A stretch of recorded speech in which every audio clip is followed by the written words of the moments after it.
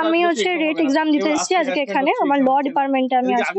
আজকে আমরা সকালে আসার পরেও কোনো কিছু মানে ঠিক ছিল না যে এক্সাম হবে না, কিন্তু হঠাৎ করে ঠিক হয় কি এক্সাম হবে না, কি কারণ গতকাল রাত্রে ট্রেন অ্যাক্সিডেন্ট হয়েছে।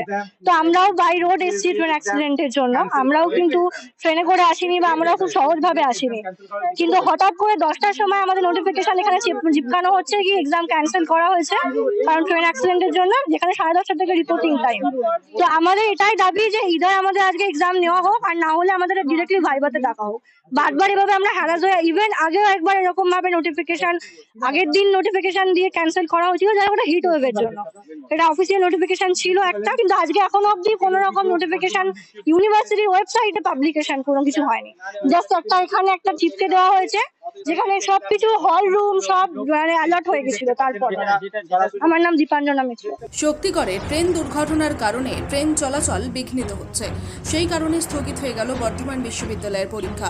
বুধবার রাত থেকে বৃহস্পতিবার পর্যন্ত হাওড়া বর্ধমান শাখায় ট্রেন চলাচলের ব্যাপক সমস্যা হচ্ছে। বহু দূরপাল্লার ট্রেন অন্য পথে ঘুরিয়ে দেওয়ার পাশাপাশি দেরিতে চলছে। এই কারণে বৃহস্পতিবার এবং শুক্রবারে নির্ধারিত পিএইচডি অ্যাডমিশন টেস্ট স্থগিত করা হয়। এদিন সকালে বহু পরীক্ষার্থী বিভিন্ন জায়গা থেকে বিশ্ববিদ্যালয়ে এলেও তারা নোটিশ দেখে ফিরে যায়। পরীক্ষার পরবর্তী তারিখ পরে জানানো হবে বলে বিদ্যালয় সূত্রে জানা গেছে।